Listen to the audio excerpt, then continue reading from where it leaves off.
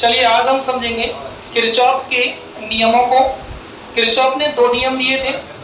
जब परिपथों में धारा प्रवाहित होती है या दिष्ट धारा प्रवाहित होती है तब दो प्रकार के चेंजेस किरचॉफ को देखने को मिले। इनका पूरा नाम है गुस्ताव रॉबर्ट किरचॉफ और 1842 में दोनों नियम प्रतिपादित किए थे। फर्स्ट नियम में कहा है कि किसी भी संधि पर यानी जंक्शन पर अगर हम करंट की बात करें, टोटल करंट की, तो क्या होगा, जीरो होगा। या अपन कह सकते हैं इसका समेशन बात करें किसी भी संधि पर या किसी भी संधि को बोलते हैं जंक्शन। किसी भी जंक्शन पर अगर धाराओं को ऐड किया जाए या धाराओं को जोड़ा जाए, योग किया जाए, सभी संभव धाराओं का बीजगणितीय योग किया जाए तो उसका योग कितना होगा, जीरो होगा। ये किसने कहा था, किरचॉफ ने कहा था। कब कहा था, 1842 में। तो मैं एक बार पढ़ के सुना देता हूं जो इसमें नियम दिया है। किसी विद्युत परिपथ में किसी भी संधि पर मिलने वाली समस्त धाराओं का बीजगणितीय योग शून्य होता है। इसे इंग्लिश मीडियम में मुझे दे दीजिए। इस नियम को संधि का नियम या किरचॉफ का धारा नियम केसीएल के नाम से जानते हैं। यहाँ मैंने लिखा है केसीएल। केसीएल का पूरा नाम है या केसीएल का फुल फॉर्म है Kirchhoff's current law, Kirchhoff's current law. और केवीएल का नाम है किरचॉफ्स वोल्टेज लॉ। तो इस लॉ को जो जिस तरीके से दिया गया है इसे समझना आप। अगर ये करंट I1 जंक्शन की ओर आ रही है और I2 भी जंक्शन की ओर आ रही है, जो करंट्स जंक्शन की ओर आती हैं उन्हें पॉजिटिव लिया जाता है और जो करंट्स जंक्शन से दूर जाती हैं उन्हें नेगेटिव लिया जाता है। तो इसे अगर अपन इसके ऊपर हम किरचॉफ का फर्स्ट लॉ लगाएं तो क्या होगा, I1 plus I2 plus minus में I3 प्लस माइनस में I4 प्लस माइनस में I5। इसका जोड़ क्या होना चाहिए, जीरो, क्योंकि समेशन ऑफ I या कह सकते हैं I का अगर कुल निकाला जाए किसी भी जंक्शन पर, जे जंक्शन पर, तो वो क्या होना चाहिए, जीरो होना चाहिए। या संधि जे पर आप यहाँ लिख सकते हो, संधि जे पर अंग्रेजी में क्या लिखेंगे इसे, एट जंक्शन जे। तो इनको सबको ऐड करोगे तो वो जीरो के बराबर होगा। अगर मैं इसमें से इनके मल्टीप्लाई को कर दूं तो क्या होगा, I3 minus I4 minus I5 equal zero. तो यहां से अगर मैं I1 प्लस I2 की वैल्यू निकालूं तो किसके बराबर होगा, I3 plus I4 plus I5। ये भी किरचॉफ के फर्स्ट लॉ का एक रूप है। इसमें क्या दिख रहा है, जो करंट्स आ रही हैं उनको जोड़ा जाए और जो करंट्स जा रही हैं उनको जोड़ा जाए तो दोनों का जोड़ क्या हो रहा है, बराबर हो रहा है। यानी sum of coming currents equal होगा sum of going currents. Sum of coming currents is equal to the sum of going currents.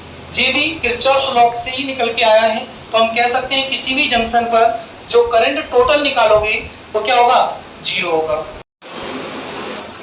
चलिए अब हम समझते हैं किरचॉफ सेकंड लॉ के बारे में। इस लॉ का पूरा नाम है किरचॉफ्स वोल्टेज लॉ। ये वोल्टेज के बारे में बताया इसलिए इसके क्या बोलेंगे, किरचॉफ का वोल्टेज नियम। अब इसमें क्या होता है, किसी भी सर्किट में, जैसे मैंने यहाँ पर एक सर्किट बना के रखा है एक्सप्लेन करने के लिए, किसी भी सर्किट में जो टोटल ईएमएफ होता है, टोटल ईएमएफ होता है वो किसके बराबर होता है, उस सर्किट के कई पार्ट्स होंगे। देखो इसमें एक पार्ट जे, एक पार्ट जे, एक पार्ट जे, एक पार्ट जे, तो कई सारे पार्ट्स होंगे। तो उसमें करंट फ्लो हो रही होगी, उस करंट्स के और उनके रेजिस्टेंस के। देखो इस पार्ट का रेजिस्टेंस R1 है, इसका क्या R2 है। करंट के और रेजिस्टेंस के मल्टीप्लाई के योग के बराबर होगा। योग की क्या होगा, बराबर। एक बार मैं ऐसे ही और बता दूं फिर तो मैं समझाऊंगी। इसमें देखो ईएमएफ, जो टोटल ईएमएफ है वो किसके इक्वल होगा, I के, R के प्रोडक्ट के और उसके समेशन के इक्वल होगा। समेशन मतलब जोड़। तो मैं इसे पहले हिंदी में बोल देता हूँ एक बार, फिर इसे मैं इंग्लिश में बोल देता हूँ। देखो इसे हिंदी में क्या बोला था हमने, किसी संधि पर मिलने वाली सभी धाराओं का बीजगणितीय योगफल शून्य होता है। इसका अर्थ क्या बोलेंगे, किसी संधि पर मिलने वाली सभी धाराओं का बीजगणितीय योगफल क्या होता है, शून्य। इंग्लिश में इसे बोले तो इस तरीके से बोलेंगे, the currents meeting at any junction is always zero. अगर इनका समेशन किया जाए, the summation of currents meeting at any junction is always zero.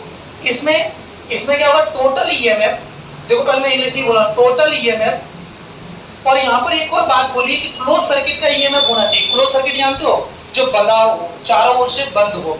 तो total EMF of any closed circuit या क्लोज्ड सर्किट का एक और नाम होता है loop.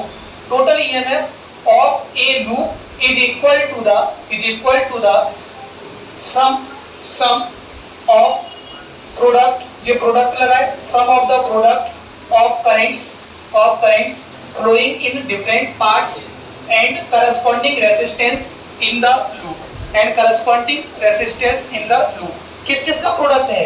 Current and corresponding resistance. Hindi में देखिए इसे, हिंदी में क्या समझेंगे? किसी बंद परिपथ का कुल विद्युत वाहकत्व, उस परिपथ में बहने वाली उस परिपथ के विभिन्न भागों में बहने वाली धाराओं और संगत प्रतिरोधों के गुणनफल के योग के बराबर होता है।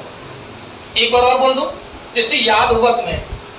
किसी बंद परिपथ का कुल विद्युत वाहकत्व उस परिपथ के विभिन्न भागों में बहने वाली धाराओं और उनके संगत प्रतिरोधों के गुणनफल के योगफल के बराबर होता है। इंग्लिश में बोले इसे, total EMF of any closed circuit is equal to the sum of currents and corresponding resistance in different parts of the circuit of an electric loop या of a loop, कुछ भी लिख सकते हो। तो इसकी क्या होगा? बराबर होगा। बीजगणितीय योग उसे बोलते हैं जो अपन सिंपल लगाते हैं। एक होता है सदिश योग, एक होता है अलजेब्रिक सम, और एक होता है सदिश यानी वेक्टर सम। वेक्टर सम में हम वेक्टर लगाते हैं, तो यहाँ पर करंट तो कैसी है? आपकी स्केलर क्वांटिटी है, अदिश राशि है, तो यहाँ पर हम क्या लगाएंगे? अलजेब्रिक सम लगाएंगे। और जैसे ही फोर्स वाली बात होती तो वहाँ हम वेक्टर सम लगाते हैं। याद करो पीछे अत्यारोपण का सिद्धांत पढ़ाया था मैंने आपको, तो वहाँ पर वेक्टर समेशन होगा। यहाँ पर कौन सा समेशन होगा? स्केलर। और स्केलर, जब स्केलर की बात कर रहे हैं तो स्केलर में क्या होता है? अलजेब्रिक सम होता है। अगली बात समझ में आगे देखिए। अब इस परिपथ में हमें इसको, यहाँ तीन परिपथ है बंद, एक तो ए बी सी डी ए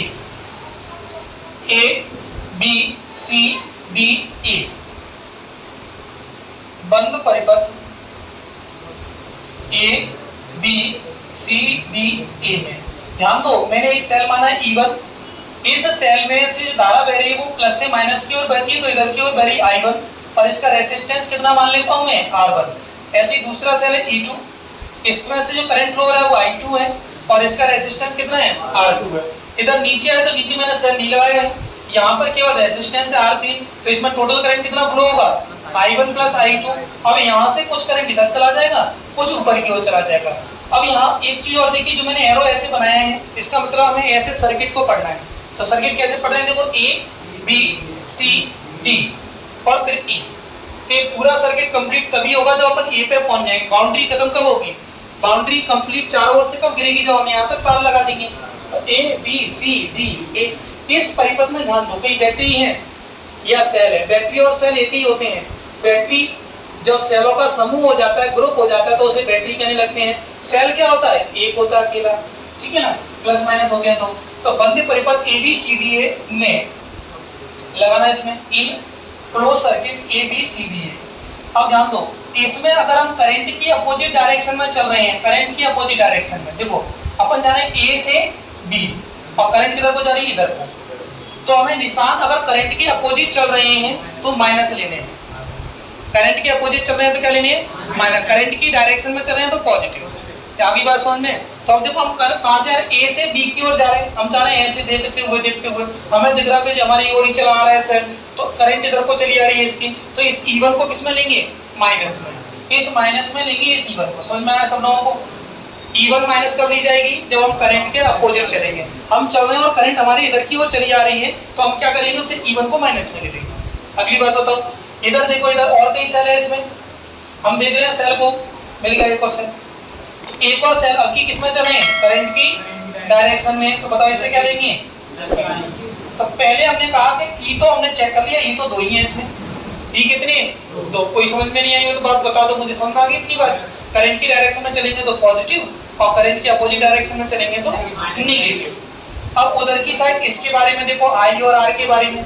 आई क्या है, आई करंट है, आर रेजिस्टेंस है। तो आई कहाँ है इसमें, देखो इसके द्वारा करंट फ्लो हो रहा है वो I1 है और इसका रेजिस्टेंस कितना है, R1 है, और जी अपोजिट में है इसलिए अपन क्या लिखेंगे इसे, I1 R।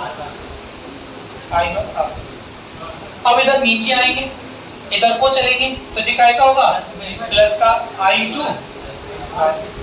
अब इसे चाहो तो पहले E2 को लिख दो, माइनस का E1 लिख दो, बराबर इधर लिख दो ऐसे I2 R2 minus I1 R। कुछ किताबों में इनको इधर ही लाके रख देते हैं। तो अगर अपन समेशन ऑफ भी देखें कंप्लीटली, जे भी एक भी है, आप जानते हो ई क्या होता है, ई भी एक विभवांतर ही होता है और जे भी एक विभवांतर होता है ना। जे मैक्सिमम पोटेंशियल डिफरेंस होता है, मैक्सिमम अधिकतम, और जे पोटेंशियल डिफरेंस है, तो ये वास्तविकता में जीरो ही होता है। अच्छा फर्स्ट में डेल्टा, सो डेल्टा नहीं समेशन यानी सिग्मा आई की वैल्यू जीरो है, सेकंड में किसकी वैल्यू हो रही है, सिग्मा वी की वैल्यू जीरो हो रही है, इसलिए इसे वोल्टेज लॉ कह रहे हैं, उसे क्या कह रहे थे, करंट लॉ। क्लियर है सभी को? तो वैसे आप इतना मत करिए, इतना ही छोड़ दें। समझ में आ गया पहला सर्किट? नहीं आया अभी रुक जाओ, पूरे कर लेना, मुझे उसके बाद नोट करना। सामने एक और सर्किट देखो, इससे समझ में नहीं आया। दूसरा सर्किट में ले रहा हूं सी डी ई एफ सी। सी बंद परिपथ, बंद परिपथ सी डी ई एफ सी में इन close circuit C D E F C में। अब सी डी ई एफ सी ध्यान से देखो, सी से डी की ओर जा रहे हैं, तो बताओ इसमें ईएमएफ क्या होगा, पॉजिटिव होगा क्या नेगेटिव? सर पॉजिटिव होगा। ई2 की जो वैल्यू होगी वो कैसी होगी, पॉजिटिव। बताओ क्या होगी, तो इस डायरेक्शन में चलेगा। नीचे रहे और कहीं सेल मिला, और कहीं सेल है इसमें, अगर नीचे भी होता तो नीचे ही मान ले, लेकिन सेल ही नहीं है, तो इक्वल किसके होगा जी, बराबर। बताओ जल्दी से, इधर की ओर करंट और आर की वैल्यू देखो, क्या है करंट और आर की वैल्यू देखो इस वाली लाइन में, I2 R। अब बताओ ये करंट की डायरेक्शन ही है, करंट की डायरेक्शन होगी तो हम इसे प्लस में ही लेंगे। अब फिर नीचे आओ, इधर टोटल करंट कितनी हो गई, I1 प्लस I2, और रेजिस्टेंस क्या है, R3, और करंट की डायरेक्शन ही चल रही है तो प्लस लेंगे। आ रहा है समझ में, I1 प्लस I2 और जी हो गया R। जी इस सर्किट में हो गया नीचे वाले, इसमें कुछ करना ही नहीं है, इतना ही छोड़ना है। अगला देखिए अब A B F E A, बड़ा वाला सर्किट दिख रहा है सभी को, तथा लास्ट तथा बंद परिपथ कौन सा है, A B F E A। मतलब अगर अपने इसे ऐसा लेते ना तो और भी सही होता, लेकिन कोई दिक्कत नहीं, एक स्टेप बढ़ जाएगी बस। अब देखो अपन ऐसे चल रहे हैं, फिर से करंट की अपोजिट डायरेक्शन है, तो बताओ किस में लेंगे इसे, माइनस। जो माइनस प्लस का चक्कर बहुत बढ़िया समझ में पेपरों फंसोगे, माइनस कब लेना है, समझ में आ रही ना। करंट की अपोजिट डायरेक्शन तो माइनस, करंट की डायरेक्शन तो प्लस, बस इतना ध्यान रखना है। अब नीचे आए, नीचे कहीं सेल ही नहीं है, तो इतने ही लिखेंगे। अब बताओ इसके लिए करंट और आर की वैल्यू बताओ क्या है, I1 R1, जी किस में होगी, माइनस में होगी। फिर नीचे आ जाओ, प्लस जे ऐसे, अच्छा जे भी अपोजिट होगा, बताओ क्या होगा अपोजिट, देखो ऐसे जा रहे हो तो बताओ क्या होगा, I1 प्लस I2 और ब्रैकेट के बाहर R। इसमें माइनस का डिवाइड चला जाएगा, बताना चला जाएगा पूरे में, तो क्या आ जाएगा, E1 बराबर I1 R1 plus I1 plus I2 R।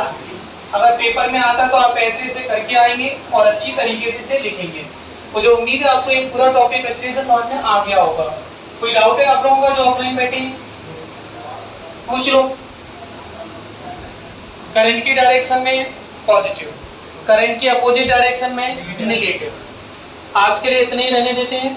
अब जल्दी से आप इसे नोट करें और घर पर जो ऑनलाइन बच्चे पढ़ रहे हैं वो इसे रिवीजन जरूर करें और एक दो बार लगा के देखें, किसी दूसरे सर्किट को सॉल्व करके देखें।